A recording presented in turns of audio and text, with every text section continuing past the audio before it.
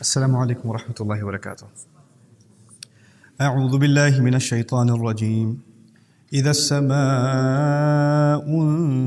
انفطرت وإذا الكواكب انتثرت وإذا البحار فجرت وإذا القبور بعثرت علمت نفس ما قدمت وأخرت رب اشرح لي صدري ويسر لي أمري واحلل عقدة من لساني يفقه قولي فالحمد لله رب العالمين والصلاة والسلام على سيد الأنبياء والمرسلين وعلى آله وصحبه أجمعين ثم ما بعد. Once again everybody, Assalamu alaikum wa rahmatullahi ta'ala wa barakatuh. So this is the fifth surah of the final juz. This is Surah Al-Infطار. It's actually part of a group of surahs that are very similar in style, and there are actually three of them. So the one before this one, Surah Al-Takwir, and this one, and then skip one and one more after that, Surah Al-Inshiqaq. They're very similar in their style. So we begin the surah. The first thing I'd like to highlight is just so you appreciate how things are progressing in these surahs. There are some notions that are what Allah Azza wa Jal does in the ordering of the surahs, and this is, by the way, an indication of how the surahs and their order is also divine. Like the fact that this is surah number 82 is by Allah's design. And the next surah is 83 and the one after that is 84 is actually planned by Allah. And you can tell even from the subject matter and how it progresses. So you know a few surahs ago, in Surah Abasa, you found angels that were documenting or making copy of the revelation. Right? Kiramin barara, the safara, kiramin barara. And one of their qualities was that they're noble. And their other quality, of course, was that they are writing down the revelation. The surah after that, Allah described how Angel Jibreel takes that revelation with his following and brings it down. So you've actually got the progression. Now that it's been scribed, now it's being delivered. The revelation is being delivered. You're going to find in this surah, actually the angels are going to be writing down our deeds. Another group of angels who are also scribes. And what's their job? To write down and document our deeds. Which actually answers a question from the previous surah, because in the previous surah Allah said when the scrolls will be laid out. Right? And if the scrolls are laid out, well, the scrolls must have writing on them. Well, who's doing the writing? This surah answers that question. The angels are doing the writing. And so then it's, what kind of writing is this? The next surah is going to describe kitabun marqum. It's going to be a kind of writing that's stitched, as opposed to writing with pen or writing with pencil or something like that, because pen or pencil can get erased or smudged or the ink can move. Marqum means like literally stitching into leather. So you can immerse it or do whatever you want. It's not going to go anywhere. So it's secure archive. And that's why the word kitabun marqum is used. So that's just one of the things that's kind of progressing from previous surahs and moving along. The discussion about angels, where a little bit is mentioned here, then some more here, then some more here, then some more there. Similarly, if you notice in this surah, as opposed to the one right before this one, you saw إِذَا الشَّمْسُ كُوِّرَتْ وَإِذَا النُّجُومُ انْكَدَرَتْ, and there were literally 12 items, one after the other. As opposed to that here, you've got, I'll translate briefly, إِذَا السَّمَاءُ انْفَطَرَتْ, when the sky explodes open, infitar, to explode out of nowhere and to tear open and to gush out. So when the sky starts gushing out, and I'll explain the language of it a little later. And then وَإِذَا الْكَوَاكِبُ انْتَثَرَتْ, and when the stars disperse, when they're falling apart. And they're dispersing kind of like when you throw, if you have like a handful of salt and you just kind of threw it, and it would, all the little dots of salt are going to spread out on the table. That's called intithar. Right? So that's وَإِذَا الْكَوَاكِبُ انْتَثَرَتْ. Then he says وَإِذَا الْبِحَارُ فُجِّرَتْ. And when the oceans, another word for explosion, but this time the word that's actually used for when something opens up and then explodes. Like something, like a crack and then an explosion. That's called infijar. Okay? So like, you know, like if a dam had a crack and then the pressure was too much and it just blew open, that would be infijar. This is the same word used for like waterfalls. You know, when a rock cracks, tears open and explodes and the water gushes out, that's also called infijar. So when the oceans explode, meaning they just burst out, then the final one here in these series of 4 instead of 12 items, it's just 4 items, وَإِذَا الْقُبُورُ بُعْثِرَتْ. And when the graves are going to be toppled, when graves are going to be, disturbed.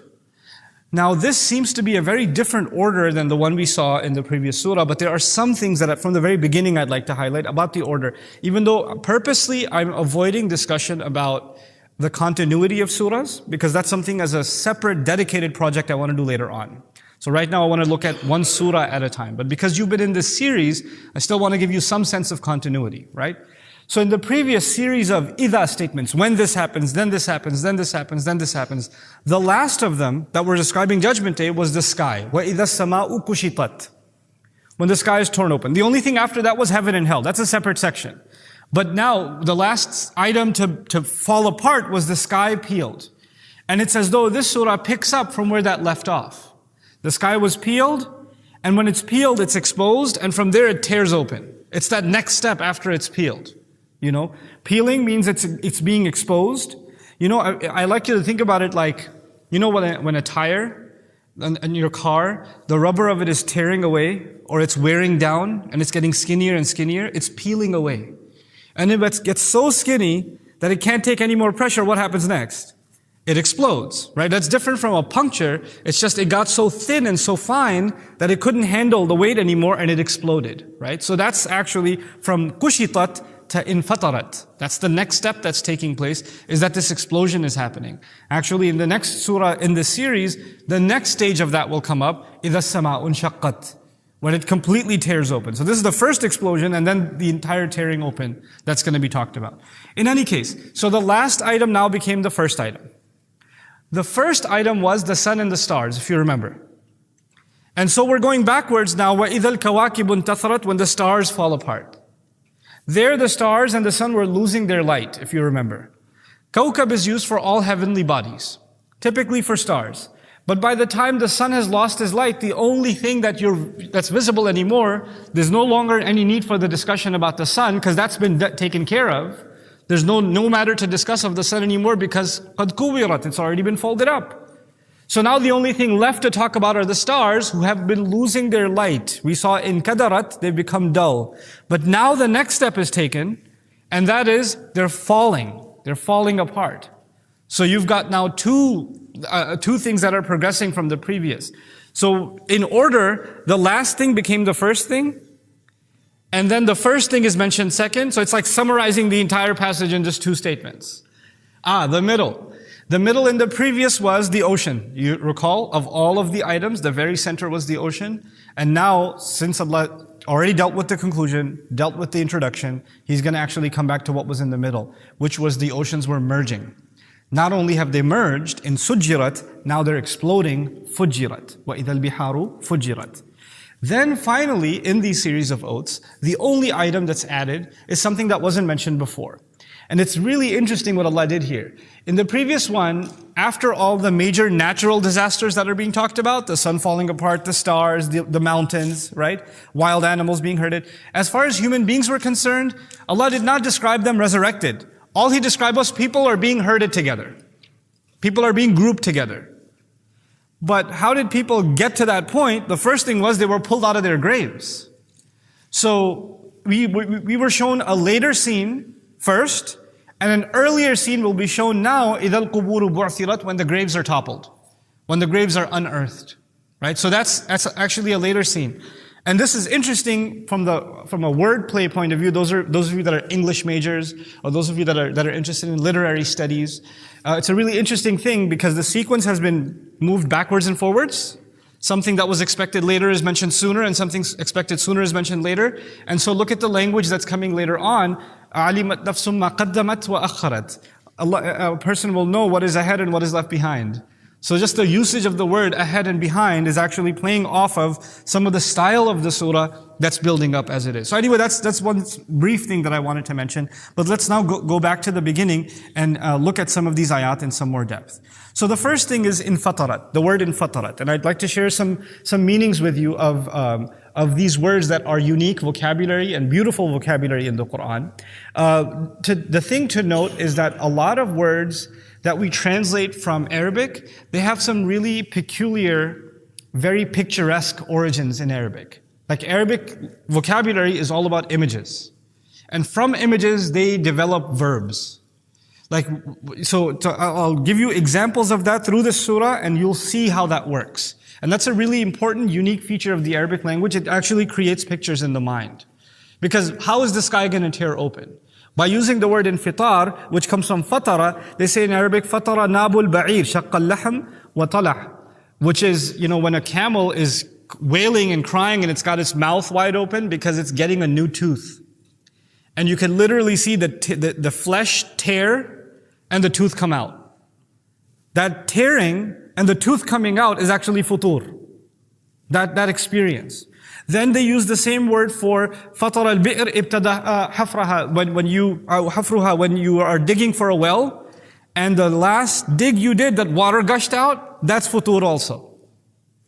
The same way, it's kind of gross, but they still use it. التفاطير بثر يخرج في وجه الغلام والجارية. When teenagers get pimples and they pop, that's also called futur. Because they also gush forth. Ew. Mushrooms that pop. There are certain kinds of mushrooms that even a little bit of press and they're actually called tafatir also, or futr also. Similarly, they use this for when you leave milk to ferment and it starts bubbling and starts turning into yogurt. That's actually also called futur also. So you'll notice in all of these things, there's something popping open. And something is transforming for the first time. So that's why from a language point of view, they say خروج الشيء أو نفاذه أول مرة شاقا ما فوقه بضغط وكلها فيها الشق وقيد الأولية. They say that all of these meanings of futur have one thing in common. Something is piercing through. Something is gushing through. Something is tearing open. Something is exploding. And it's happening for the first time. It's actually a one-time thing. So by saying in fatarat, it's not just one kind of event that will calm down and later on it might happen again. What's done is done. It's once and for all. And that's captured inside إِذَا السَّمَاءُ انْفَطَرَتْ. Then Allah says, وَإِذَا الْكَوَاكِبُ انْتَثَرَتْ. Inthatharat comes from nuthara. Nuthara in Arabic, nutharatul hinta, والشعير, والخبز, والنثور الكثير الولد, نثر الحبة, والجوزة, واللوزة, والسكر, رماه بيد متفرقا. If you take walnuts or almonds and you hold them in your hand and you kind of just throw them like that and they go in all different directions and they disperse, that's actually called nuthra. Or if you see a lock of hair or a lock of any wheat or anything like that, things that are so small and minuscule that you can just grab them by the hand and disperse them, throw them, and they go in all different directions, that's actually intithar in Arabic, which is similar to intishar in Arabic, similar root, but intithar is that act. And this is actually the core meaning of it, المعنى المحوري, تفرق الدقائق الكثيفة المتجمعة. Things that are held together, that are very fine and very minuscule. This ayah is important the reason I describe this is because there's two possible points of view. And they're both very powerful. Sometimes when the Quran describes a scene, it describes it from the human eye point of view. The scene as you will see it. The scene as you will see it. So the sky will turn red like the flesh of an animal when the skin is peeled. Right? So that's from your point of view. Right? Or like I told you in the example of Suratul Kahf, they ended up in a place where the water was sinking into the water, or the sun was sinking into the water. Right? في مغرب الشمس. تغرب في عين حمئة. It was drowning inside murky water. That's not from Allah's point of view. Allah knows that the sun doesn't drown in murky water. It's describing things from who? Your point of view. So an interesting question arises in these ayat, whose point of view is being described? Is the ayah إِذَا الْكَوَاكِبُ انْتَثَرَتْ from Allah's point of view? Because the stars, as we see them, is one thing, and the stars as Allah has them is another thing. And actually, beautifully, it covers both points of view. From our point of view, stars are little dots, aren't they? And it's like somebody took those dots and just threw them, and they're falling in every direction. That's what it's going to look like. And now we know, because of our knowledge of astronomy and our ability to see through the larger universe, how massive these stars are and how so many of them even dwarf the size of the sun, and how insignificant we are in comparison. And Allah is describing His might by saying, I will hold these stars like somebody holds a lump of salt or sugar, and I'll throw them out like this. إِذَا الْكَوَاكِبُ انْتَثَرَتْ. So from our point of view, it's massive, and from Allah's point of view, it's insignificant. It's actually insignificant, what He's going to do on that day, subhanallah. Then of course, the other interesting thing, part of the meaning is, because if you're holding like salt, like a lump of salt together like this, right? Each one of those grains is far apart from each other or held together. They're literally smushed together until you throw them apart. To us, now we know how many billions of light years one star is away from another. And to Allah, that distance is like the distance in one's hand of one grain of salt to the grain of salt next to the other. It's insignificant. These distances are insignificant to Allah Azza wa Jal. So, إِذَا الْكَوَاكِبُ انْتَثَرَتْ. He says, وَإِذَا الْبِحَارُ فُجِّرَتْ. Fajr in Arabic is used for a number of things. But the common meaning in all of them is actually for something to go out, to burst out. To explode and to burst out. The explosion of light in the morning is called Fajr. That's why it's the Fajr time. Actually, Fajrun is also used for a very generous person who never holds back. Somebody asks for a donation of X amount, he just gives it. They call him Fajrun. This is actually the word originates from the bursting open of rocks and waterfalls coming out. That's what the origin of the word is. And that's why in Arabic culture, in ancient Arabic culture, they would describe very generous people as ocean too, bahr. Why? Because the water just constantly, it's endless supply of water, just like this person has an endless supply of charity. They never hold back from giving. So images associated with water are given to generous people. By the way, it's used in a bad sense too, a fajr or fujjar in the Quran, which is actually going to come up in the surah. A fajr is someone who doesn't think about the crime they're about to commit. They just go right into it and do it. You know, like when somebody gets provoked, yo, hit him, man, hit him. And he's like, okay. And he just does it. That's fujur. You just burst into the act without thinking about it. You just did what you wanted to do. Okay? So being impulsive like that, and being thoughtless and just going right into something, that's actually called fujur also. So it has multiple layers of meaning, but they all go back to explosion. Now, coming back to the ayah, وَإِذَا الْبِحَارِ. And when the oceans, when they explode open, now we already saw that they're going to merge. But now the boil from underneath them is going to get so intense that they're going to explode. But Allah has not yet described the boil from underneath the earth. That's actually part of the puzzle that's going to get solved later on. I'm getting ahead of myself. That's in a later surah where Allah will describe that. But for now, we're learning that the oceans not only merge, but they also explode open. They gush open. وَإِذَا الْبِحَارُ فُجِّرَتْ. Then one of the scariest words in the Quran, only used twice, أَفَلَا يَعْلَمُ إِذَا بُعْثِرَ مَا فِي الْقُبُورِ. Right? And here also, وَإِذَا الْقُبُورُ بُعْثِرَتْ. When the graves themselves are tossed and turned. So let's understand this word a little bit carefully. أَوْ بَعْثَرْتُ التُّرَابَ قَلَّبْتُهُ. If you take dirt, and you know how like when kids are playing on the beach and they take a pile of sand and they flip it upside down with those buckets to make those shapes? That's actually called ba'thara. Like you flipped something upside down. قَلَّبْتُهُ. Especially with dirt. وَالْمَتَاعِ يعني بَعْثَرْتُ الْمَتَاعِ قَلَّبْتُهُ وَفَرَّقْتُهُ وَبَدَّدْتُهُ. When you disturb, like if you stuck your hand in a drawer, I'm sure your homes have drawers that have what I can only describe as thingamajigs. Like you don't know what they are, but there's lots of them. So many of them, you can't even open the drawer. And you're looking for one such object within that larger universe, that abyss that is that drawer. And so when you stick your hand in there and you're just kind of, moving your hand around, tossing and turning things and flipping them around to find the thing, this is ba'thara. Ba'thara al-mata'. You're just messing around in the drawer trying to find whatever. Or what you do with your closet when you can't find that one thing you're looking for. You do ba'thara. And they're like, oh, I have it on. So. وَالْحَوْض وَبَعْثَرَ الْحَوْض هَدَّمْتَهُ أَوْ جَعَلْتَ أَسْفَلَهُ أَعْلَاهُ. They also use it for, when you're digging for a well, and you're digging, and of course the soil that used to be on the bottom is now on top. Because you flipped it upside down. And then finally, you make the bottom of it the top of it. So, وَهُوَ تَفْرِيقُ الشَّيْءِ الْمُسْتَقَرِّ أَوْ تَقْلِيبُهُ بِلَا نِظَامٍ. It's actually to disperse things, to throw them all over the place, or to flip things around without any order, just chaotically. كَبَعْثَرَةِ التُّرَابِ وَالْمَتَاعِ وَالْحَوْضِ بِمَعَانِيهَا الْمَذْكُورَةِ. Just like what was mentioned before about the soil being tipped over, or items being shuffled around and things like that. This is the word Allah uses for what's going to happen to the graves, when the graves themselves are toppled. Now there are two phrases in the Quran. Previously I didn't make note of this. I listened to my previous durus, which is really hard to do listening to myself, but I listened to my previous durus, I did not make note of this. Elsewhere Allah says, أَفَلَا يَعْلَمُ إِذَا بُعْثِرَ مَا فِي الْقُبُورِ. مَا فِي الْقُبُورِ. Which suggests what is inside of the graves will be toppled, thrown around, tossed around. It's as though your grave is like that, or my grave is like that cabinet in which the hand of the angel goes and he's like, get out of here. Come out now. You know? And our remains are being toppled to find that small piece that's going to be resurrected again. That's the image.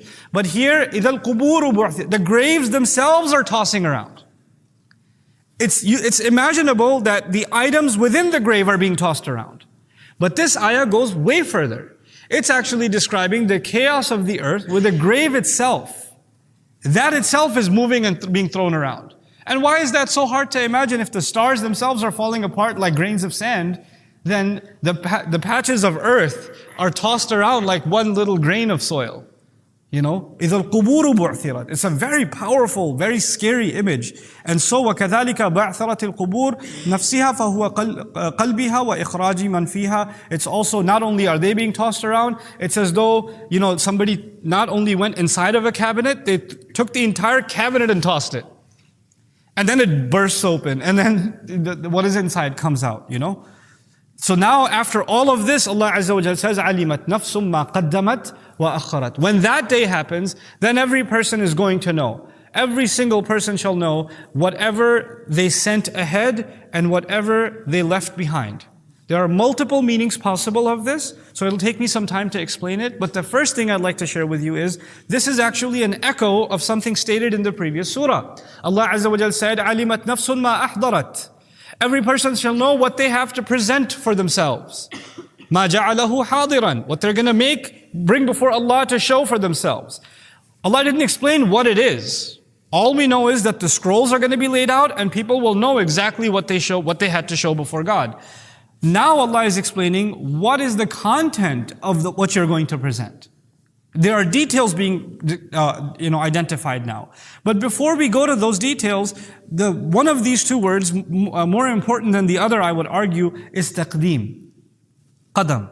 Qadam in Arabic is used for a first step, literally the first step. Qaydum is used for the opening of a mountain, the first part that you can climb, the first part of the mountain that's accessible. Maybe a rock or a mountain is like the rock that's straight up and you can't scale any of it until you find one specific place where you can actually start progressing through the mountain. That part is called Qaydumul Jabal. That's the part where you can take first steps or progress into the mountain. Muqaddamatu kulli shay. Or muqaddimatu kulli shay also, awwaluhu. The first of anything is called muqaddam, from the same origin. So from that meaning, sabqu shay'i qadiman ila al-amami bi quwwatin wa hiddatin. It's actually when you put something at first and you don't allow anything else to come before it. Simply speaking in English, when you make something top priority. When you make something top priority. Like for example, I have lots of administrative responsibilities at Bayyina. And there are lots of departments, they all need some assistance from me, like we need to make this decision or that decision, should we send this mail, should we send this communication, etc., etc., etc. When these durus are going on, I send a message out, for the next 5 days I don't exist. I can't do anything, I'm sorry. And when they say, Ustad, just 1 minute thing, I'm like, I'm studying. No, just 1 minute, yeah, I know, I need this 1 minute, my brain is kind of used up right now. So I already used that minute to tell you that I'm studying. I can't. There's an absolute hard guideline that this is priority, nothing else can get in the way right now. After that, I'll become human again. But right now, I can't. You know? There are some times, for example, that's dedicated for certain things, and nothing can get in its way. You have a court date. You have a court date, and your kid says, hey, you want to get some ice cream? I want some ice cream. Nope, you're going to cry because I got to go to court. That's going to happen. There are some things that cannot be moved. So the idea here is some things you and I made priority, and we did not let anything get in its way. Human beings will realize on that day what were those things that were such absolute priorities to them, and based on which they live their lives. Every single day, there are priorities. Every single day, there are things, every one of us has a list of things we want to get done in a day, and we don't even get close. But we end up having to prioritize what did we need to get done that's most important. And a lot of things get put on the back burner, so to speak, right? You just don't get around to them. You don't have enough time in the day. Or you're just too preoccupied and you'll get to it eventually. It can wait. And so the things that you have to get to and you will make it a point to get to them are muqaddam. Ma qaddamat. Or in your case, ma qaddamta. And the things that you have left behind and said, I'll deal with them later, is ma akharta, is muakhar, is something you put aside. Allah Azza wa Jal will tell us on that day that there were things that should have been your priority, but you put them in the back. And there were things that you should have thrown in the back that you made your priority. This ayah can be looked at in a good way or a bad way. There are some people that made the right priorities. And there are some people who took other urges, desires, temptations, other motivations, and they put them on the back burner. They said, no, not right now. For example, it's a very hard decision. Getting a house. Buying a house is a really hard decision for a family, especially if they have no non-riba options. And they've done all of the research that they can, and they're not convinced of any other solution. And now they're, living in an apartment, and they could wait 7 or 8 years and save enough, and hopefully the prices won't go up so much that they can't afford it again. Or they could rough it out in an apartment. And so they have to put the priority is comfort for the family, an investment into property, maybe building our credit and all of that other stuff that comes with getting a house. Or should we prioritize that we don't want to get in trouble with Allah? That's a pretty tough call. People will be told, what did you make a priority? And what price did you pay? I met a young man in Kuala Lumpur after my talk who applied for a job, and he lied on his resume. Okay, he lied on his resume, and he lied that he had 3 years of experience, a technical job. And he got a really good salary job. He got the offer. But he couldn't accept it yet. He wanted to get my validation first. So he said, I have this job. I've been looking for a job for 6 months. Haven't found anything. Finally got this job, but this is actually the first time I applied lying on my resume. And I can tell you, when they interview me and ask me about this experience, I can lie pretty good. I'll get through it. But it's a kafir company, so it's okay, right? So I was like, no. He's like, is it haram? He wanted a fatwa. Is it haram? I was like, well, I wouldn't do it. I don't know about halal or haram. That's Allah's domain. All I can tell you is, I wouldn't do it. He's like, why not? I was like, because, وَتَوَاصَوْا بِالْحَقِّ. People who can't commit to the truth and can't thereby encourage others to be truthful will be in loss. وَالْعَصْرِ إِنَّ الْإِنسَانَ لَفِي خُسْرٍ. We're in loss unless we can commit to truth. Then we're in loss. So whatever gain you think this is, it's not worth the loss that Allah guarantees. That's all I could tell you. The kid didn't take a job. He emailed me a couple of weeks later. Yeah, I didn't take the job. But I found something better. I was like, did you lie again on the resume? Just want to make sure. No, not this time. It's like, okay. Alhamdulillah. So there will be, and some people won't get a job in 2 weeks. Some people wait another 2 years. And shaitan will come to them every day. Make a different priority, man. Come on, your youth is getting away from you. You're not going to get a job. You can't get a job. You can't make money. You can't make money. You can't get married. You can't do this. You can't do that. Everything's being held up because you're making the wrong priorities. Then your family will come and tell you, you have the wrong priorities. Especially if you decide to make a priority based on Allah's deen. A young woman decides she's going to be the only girl in the family that wears a hijab. Oh, God bless. How that's going to go. She's going to be the object of ridicule. People are going to say, nobody's going to marry you. We're embarrassed to go out in public with you. You look so beautiful, now you look so ugly. And to tell a girl she looks ugly, and even her old family members are telling her this, it's not easy for her to take, And she could say at that point, well, my family, they're terrible. And they're the reason I took it off. You could say that now. You're not going to be able to say that in front of Allah. Because at that point, the pressure that your family put on you weighed more than the words of Allah. So one of those things became muqaddam. One of those things took a bigger priority, and they applied more to you than the other. That's what you're going to be told on that day. Every person will know on their own. عَلِمَتْ نَفْسٌ. It's interesting in the Quran, in Surah Al-Qiyamah, Allah says, يُنَبَّأُ الْإِنسَانُ يَوْمَئِذٍ بِمَا قَدَّمَ وَأَخَّرَ. Human beings will be informed. They will be informed the priorities they made and the procrastinations they engaged in. Here Allah doesn't say they will be informed. Here He says they'll know on their own. They'll know on their own, which is remarkable. As these events are happening, you haven't even been shown your grades yet. The book hasn't even come out yet. إِذَا الصُّحُفُ نُشِرَتْ is the other one. But even before all of that happened, you're recalling what your priorities were. يَوْمَ يَتَذَكَّرُ الْإِنسَانُ مَا سَعَى. The day on which human beings will remember completely on their own all the efforts they used to make. So this is the first meaning of taqdeem and ta'khir. The second meaning, there's a few meanings, very powerful. To send ahead and to leave behind. Literally, some translations also say this, every person shall know what they sent ahead or sent forth. What in the world does that mean? Let me give it to you by example.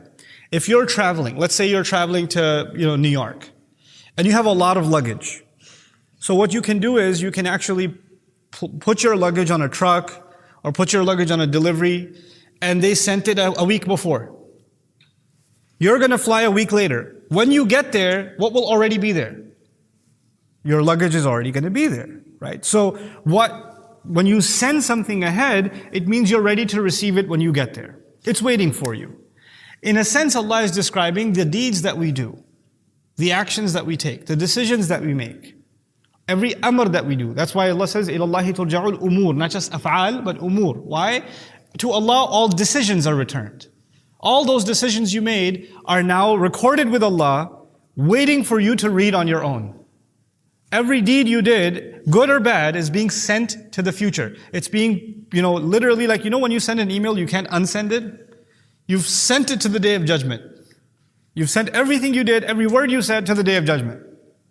And as you've sent it ahead, that makes sense about the qaddamat, right? Alimat nafsu ma qaddamat. But what about akharat? In that sense, what Allah is saying is there are some things that are valuable. When you get there, they should have some value. Like if you gave charity, it should have some value on Judgment Day. If you prayed, it should have some value on Judgment Day, right? So you sent valuable things, deposited them on Judgment Day, and when you get there, you're going to withdraw from that account. But there are some things Allah says you left behind. وَأَخَّرَتْ. Like for example, I can't take my money with me. I can't take my clothes with me on Judgment Day. I can't take my property with me. I can't take my status with me or my education with me or my social position with me. Those things I'm going to have to leave behind. There are only certain things Allah will allow to take forward, and other things you cannot, no matter how bad you try, you cannot take them forward. I'm reminded of a crazy conversation. I can't even believe I had this conversation with a Muslim lady. It was in a state that shall not be named, but it was this incredible mansion. Like they invited me after a talk to dinner. And back then, when I was naive enough to accept dinner invitations, I don't accept dinner invitations anymore because God knows what they turn into. But back then I used to accept dinner invitations from random people. I was like, yeah, sure, yeah, dinner, no problem. So I accept this dinner invitation, and this thing is a 15,000 square foot mansion. Okay, and we're driving by and I was like, who lives in Al Capone's residence? And then they turned into it. Like, it was crazy. And so we're having dinner on this God, I don't even know where they got this dinner table from. It could seat, I think, 40 people. It was like one of those long, King Arthur type dinner tables. And and you probably need a microphone to converse from one end to the other. But whatever, all of us fit on one side. We're having this conversation, and the lady of the house, she said, I have a personal question. I was like, okay. She's like, no, I can't ask in front of everybody. I was like, okay. Why don't you guys move to the other end, the rest of the table, which is in the other zip code, so I can talk to the lady. So she says to me, I know we all have to die, and I know we're going to go on Judgment Day. I don't want to leave this house. I kid you not, I don't want to leave this house. And I can tell you, their living room was probably the size of this musalla. That was just their living room. Artificial waterfall in the back. All of this wall is glass. And it's overlooking a waterfall. And their stairs, I was confused. There was a winding staircase. And I've seen a winding staircase before. Except it looked like somebody took silk and dropped it on their staircase. And it's kind of like that. And when I went, that was actually marble. Shaped like falling silk. And that's their staircase. I was afraid to ask how many bedrooms. They told me 27. Right? And I was like, you can only sleep in one. So I didn't know what you do with the rest. But she was so mesmerized by this beautiful, every piece of decoration she put so much heart and soul into, right?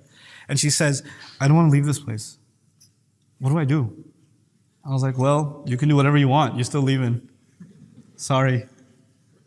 There's nothing you can do about that. There are some things you're going to have to what? Leave behind. There's something akharat, And we have to internalize that. Even this physical body will be left behind. This physical body, there'll be a new body that Allah will give. When you realize that, then you don't become so obsessed with the things that you are going to leave behind anyway. That's the reality of this. You're not going to be obsessed with your physical appearance. You're not going to be obsessed with your car, obsessed with your house, obsessed with your clothes. You'll enjoy them, that's fine. But you won't be like, this is everything. When somebody has so much concentration and so much, emphasis placed on how they look in a mirror before they go out of their home. You could say whatever you want. Your actions are telling you where your priorities are. Your actions are telling you that my head is somewhere else. And I'm not an advocate of people shouldn't even take care of themselves and they should just be people of akhirah and they don't have to brush their teeth anymore, etc. I'm not saying that. But I am saying there are two extremes, right? One extreme is we only care about the akhirah, let's just all smell bad in dunya. The other extreme is your entire life revolves around either personal beautification, physical attraction, social engagements, devices, entertainment, video games, movies, and it circles around all of these things that you don't want to come out of, as if this stuff will last forever. This stuff will go on forever. There are things you will send ahead, and you will realize that day the stuff you've left behind. Ma akharat. That's the second meaning of ma qaddamat wa akharat. The other part of that is, within that second meaning, is that there are people who did good things, but not with good intentions. Not good enough intentions, if I should say. Sometimes you have good intentions, but they're not good enough. Like you did it as a charitable thing, but later on you decided to kind of show off about it too. Like if you did that sort of thing, Allah doesn't just know our acts. Allah knows the intent behind them, and Allah also knows if you did something good today, but 10 years from now you ruined that good deed's intention by saying something or showing off or making kind of a display of it or something like that, right? Allah knows how you can ruin your own good deeds. لا تبطلوا صدقاتكم بالمن والأذى. If that's the case, you sent ahead these good deeds, and you're hoping this mountain of good deeds should be enough to get you into Jannah and get you forgiven. And what does Allah say about that? He says, وَقَدِمْنَا إِلَى مَا عَمِلُوا مِنْ عَمَلٍ فَجَعَلْنَاهُ هَبَاءً مَنْثُورًا. We will approach whatever deeds they had done that they thought were some good, and as they approach it, we'll turn it into scattered dust. No. You left that behind because you wanted people's praise, and you already got that back there. It has no value here now. It only has value here if you did it to impress Allah, and only Allah, because Allah doesn't like to share. And so akharat also suggests there are some deeds that we think are valuable, but will be valueless before Allah because of the attitude that was embedded deep in. Nobody could tell what the intention was, only Allah knew what the intention was. If, for instance, I'm sitting here, cameras running, this stuff's going to get online, you guys are sitting here as an audience, and my intentions are, I want to get famous. I want a lot of people to watch this video. Allah knows if that's my intention or not. I can claim whatever I can, but Allah knows the gap between the tongue and the heart. He knows that gap. No one else can know that gap. And if that is the case, then if I was seeking video hits or popular, whatever I was seeking, I already got that. Or whatever I got in this world, and if you were seeking this world, then that's all you get. Then when you come before Allah and you get to see Allah, I was teaching Quran, I was giving lectures, I was helping people understand the book of Allah better to the best of my ability. And Allah will say, no, you lie. You wanted hits on the web. You wanted followers on social media. And you already got that. So this is worthless. What else you got? This is what akharat. Now the other meaning of akharat. This is a priority ayah in the surah. And this is actually a really beautiful meaning of akharat. For example, you're going to pray right now. Right? Or you're going to do whatever good deed right now. Or you teach your child today. That deed went before Allah when? Immediately. It's gone. It's been recorded and it's gone. But that deed has certain effects. Those effects will last beyond you and even beyond your lifetime possibly. Remember before I talked to you about you went and prayed in a parking lot and God knows what effects there were of that prayer, right? That's actually what you left behind. A residual chain of good deeds. And it could also be the opposite. It may be that your actions left behind a residual chain of what? Bad deeds. That could certainly be the case too. you'll realize what you sent ahead and what is trailing behind, piling onto your bad deeds, like as if your bad deeds weren't bad enough. They're chained to a whole other bunch of bad deeds that are trailing from behind and being added to your own. You know, Allah says, وَلَا يَحْمِلُنَّ أَثْقَالَهُمْ وَأَثْقَالًا مَعَ أَثْقَالِهِمْ. We will load onto them their own burdens and additional burdens on top of their own burdens. What are these additional burdens? These are the additional burdens of the residual effects of our bad deeds, or the residual effects in the good sense of our good deeds, that will lighten our scale or heavy the scale of our good deeds. May Allah make us of those whose residual good deeds, whose sadaqat jariyah, whose khair jari is something that continues to benefit them in the akhirah. Okay? Then finally, before we get to the next ayat, Ya ayyuhal insan, ma gharraka bi rabbikal kareem. One of the most powerful, psychologically deep ayat of the Quran. I'd like to share with you a kind of a side lesson. We'll get through all of that, I think, before Maghrib. Maghrib is what time? How many? 20 minutes or so? 30 minutes? Okay, yeah, that should be enough time. I want to share with you how there are three fundamental beliefs that Quran talks about. Okay?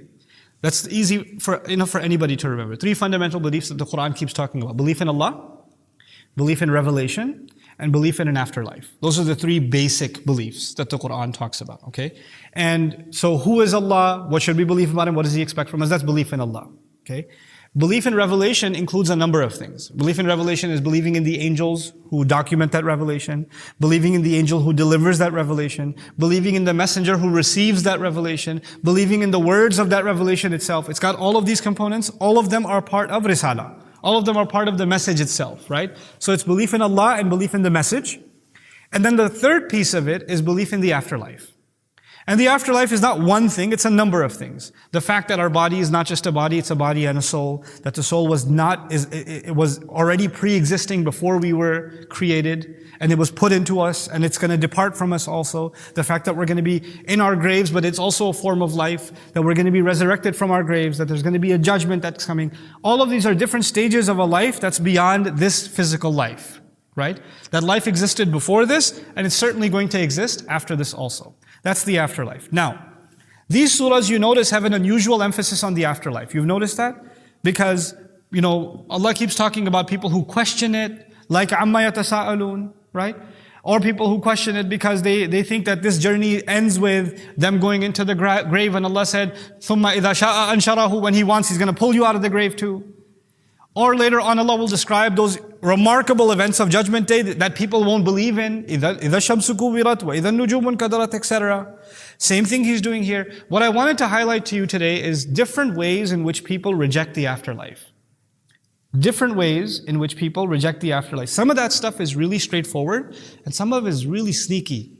It's subtle. And some of it might even be committed by Muslims who don't realize they're rejecting the afterlife. So I wanted to make a list of that and then talk to you about this particular surah deals with one of the most dubious, very, very subtle, very sneaky, almost undetected ways of rejecting the afterlife. That's what it deals with, okay? So let's start at the top.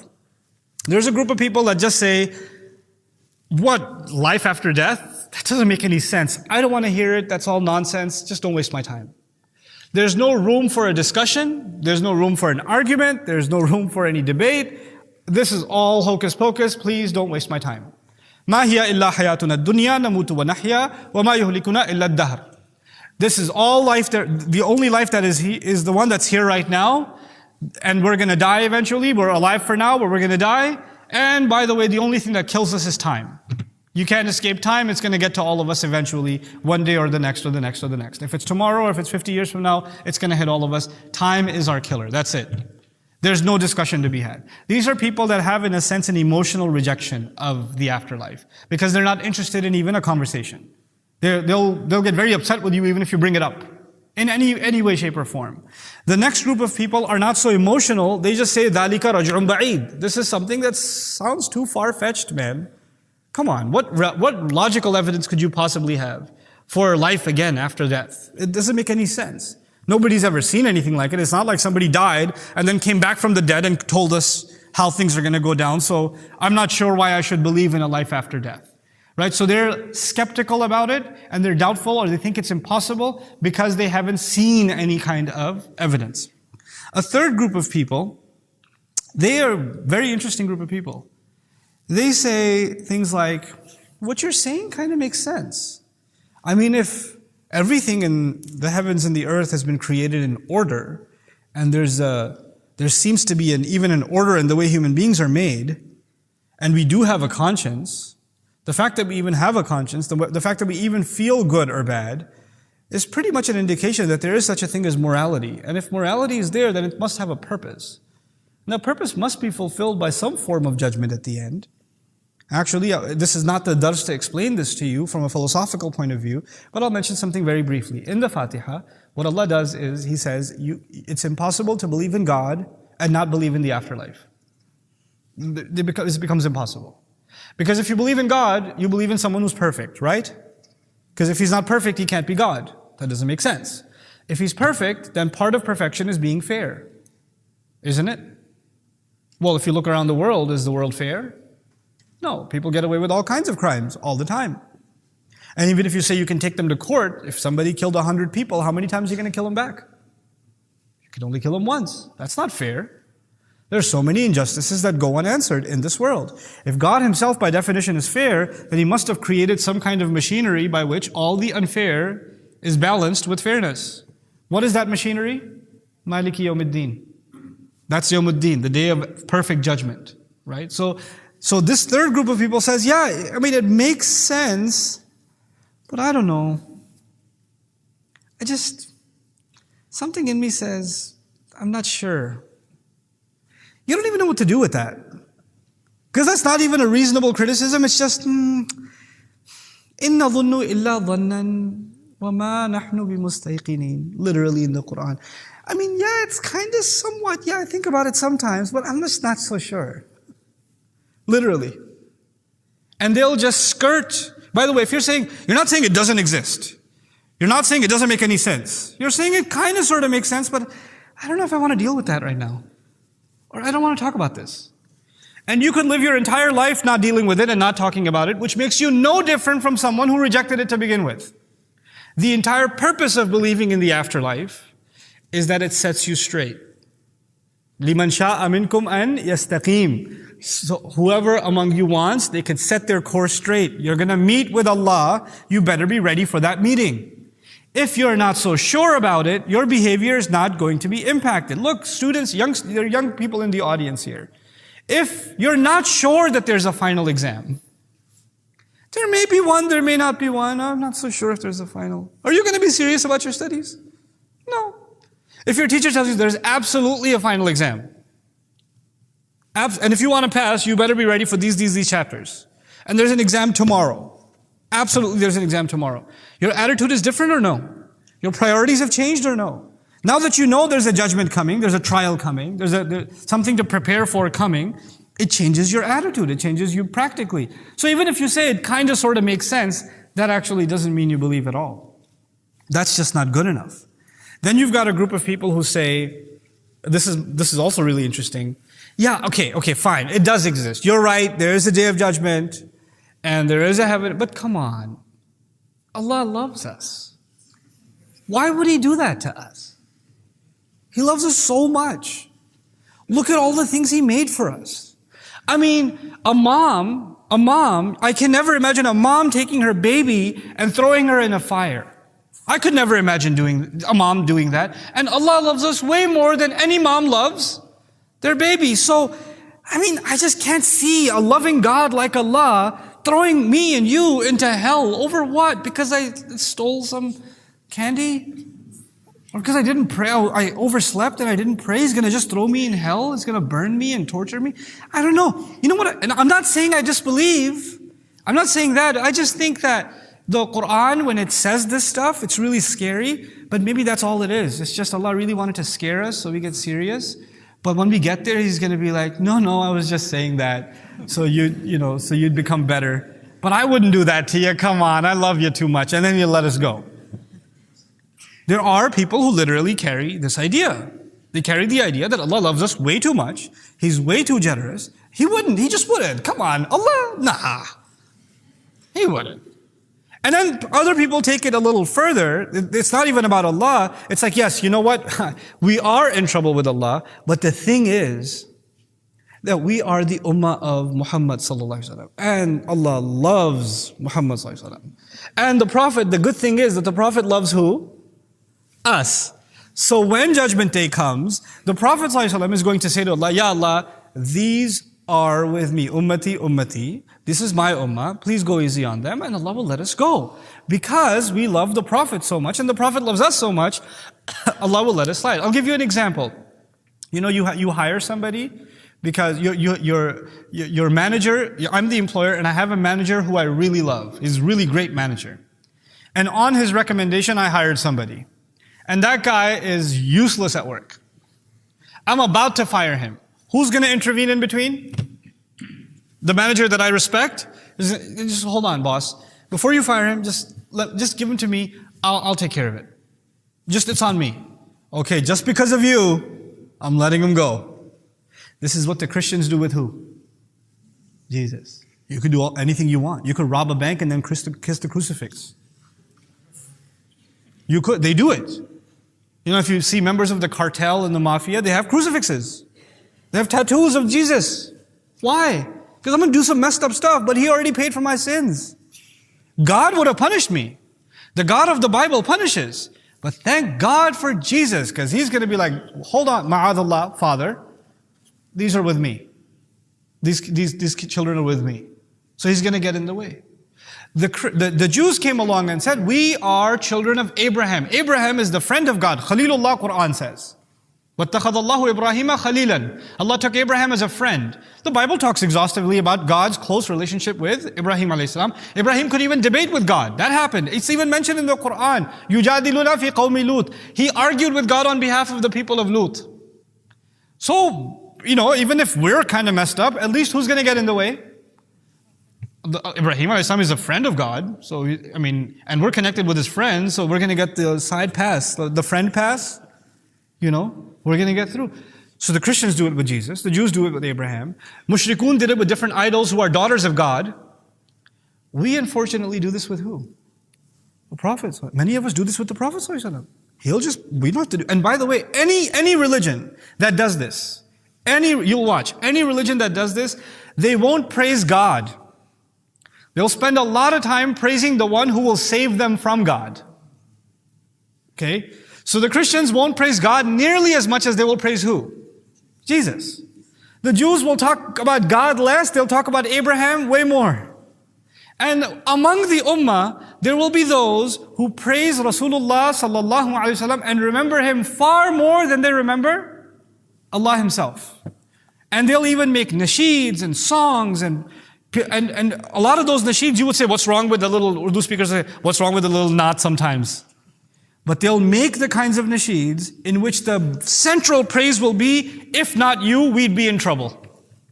That'll be the central lyric in the theme, in their songs. Which is exactly the same problem of Christendom and other religions. Once you do that, that means you're not answerable to Allah. Someone else will cover for you. They're your buffer. You've got someone in between, you know. And you know, by the way, even in a family, sometimes this happens, right? Maybe the dad is the authority, or in many cases, mom's the authority. And when a kid's about to get in trouble with mom, who steps in? Come on, go easy on her. She's my girl. Just go easy on her. And you're like, ugh. You know. So this notion, nahnu abna'ullahi wa ahibba'uhu. Either we're the children of God Himself, which means God loves us directly, or at the very least, we're His beloved. Or ha'ula'i shufa'a'una. Or these are the people that are going to get in between us and Allah. They're going to take care of it. We don't have to worry about it. That's why you have saint this one and saint that one and saint that one. That's why you have people going to graves and praying. They're not doing shirk, let me tell you. That's not like, oh, they don't worship Allah. They're realizing this one will get in the way. Someone else will get in the way, so I don't have to be answerable. I don't have to change. Practically, you know why people reject the akhirah? Quran will tell us in Surah Al-Qiyamah, بَلْ يُرِيدُ الْإِنسَانُ لِيَفْجُرَ أَمَامَهُ. Human beings just want to do whatever they want to do right in front of them. They have an impulse, they want to do it. Meaning people want to sin if there's a sin in front of them. You know? Everything, kullu mamnu'in matlub, the famous Arabic saying, everything prohibited is somehow attractive. When something's haram, it's somehow juicy. And you just want to go closer to it. And so what people do is they have now a security on the side. And that's how they get away from believing in the akhirah. Yet another group is actually, this is a really interesting group. I met somebody like this one time. It was a really phenomenal conversation. I don't condemn people, I just learn from them, how they think. I met this fellow who had a tough job. He worked in one of the Gulf countries, Pakistani fellow. Left his village, started working in the Gulf, hoping it's a better life. You know, in the Gulf, in a lot of those states, the sheikh takes your passport while you're working for him. So the sheikh takes his passport for 4 years, he doesn't pay him. Just gives him food. He's got no pay. He got tired of it. Eventually, he keeps asking for his passport back. He says, next week. Goes to the court and says, the sheikh hasn't paid me. He's not giving me a passport. Of course, he's not a citizen, so those pleas go unheard. So he decides he's going to steal his passport back. So while the sheikh is sleeping, he dared to steal his passport back and make an escape out of the country. Almost died of dehydration in the desert. Got picked up. Eventually, as a refugee, ended up back in Pakistan. Applied for some kind of sponsorship here to the U.S. Made it to the U.S. Went to high school. Saved a little bit of money. Drove a taxi in New York City. Saved a little bit of money. Bought himself an ice cream truck. And he sells ice cream outside the masjid. And that's where I met him. But the reason I met him was, we were praying dhuhr, Sunday school, because, ice cream trucks show up at Sunday school. It makes sense, right? So he's outside in the Sunday school, we're praying inside, and we hear, like, that's a little too early. Because some kids are like, Allahu Akbar, So Salat ends, and those kids leave as fast as you do after Jumu'ah, right? So, heading to the ice cream. So I see the guy, and he's like, he recognizes me, we have a chat, he's a Muslim guy, he's a Pakistani guy. I was like, so why didn't you come to pray? Bro, it's not like you had customers, because we're all praying. So why did you just come inside and pray? He never comes inside. He goes, listen, Allah is really kind to me. I used to have a hard life, and he told me this whole story, but now look at what Allah has given me. Are you really telling me Allah is angry at me if I don't pray? If Allah was angry at me, would I have this ice cream truck? If Allah was angry at me, would I be making $100,000 a year cash and not reporting any of it in taxes? And getting welfare? I have food stamps too. I do my groceries with food stamps and I make $100,000 a year. Would Allah be giving me all this? And I don't know where to begin with this one.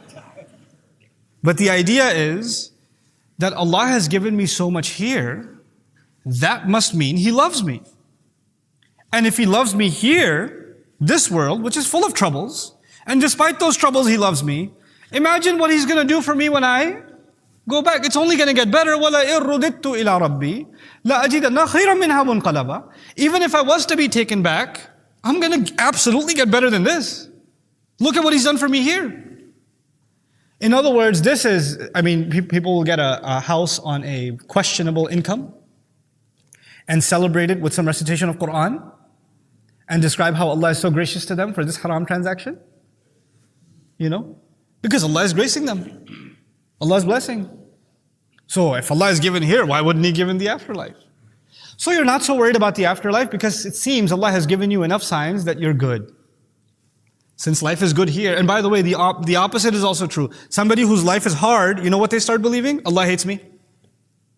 That's why my life is hard. And probably He's going to throw me in hell because of it. Because He's already putting me through hell now. I'm sick now. I'm unemployed now. I'm impaired now. I've got these family problems. I'm this. Allah gave me all these problems. It must mean He hates me, which means when I go back, He's going to what? Throw me in hell anyway. So why should I bother praying? Why should I bother worrying about any of it? I'm doomed anyway. Both extremes. Why? Based on what you see. If Allah has given you, فَيَقُولُ رَبِّي أَكْرَمًا. And if Allah hasn't given, فَيَقُولُ رَبِّي أَهَانًا. Allah has humiliated me, what can I do? It's not my fault. He just doesn't like me. Some people He likes, I don't know what I did, but He doesn't like me. I'm just doomed anyway. I'm cursed. And then there are some people who, this is also yet another, just a couple left now. There are some people who say that the reality of what is going to happen on Judgment Day is so intense, it's so graphic, and it's so disturbing what's going to happen. I give up. I can't deal with it. I don't want to think about it. I don't want to talk to you about it. Yes, it exists, it's coming, but can we not talk about it? And you'll have people who are Muslim, who, if you even mention in passing, one day we're going to stand in front of Allah. Yeah, okay, I know.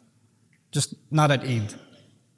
Some other time. They just want to put the conversation off. They don't want to deal with it.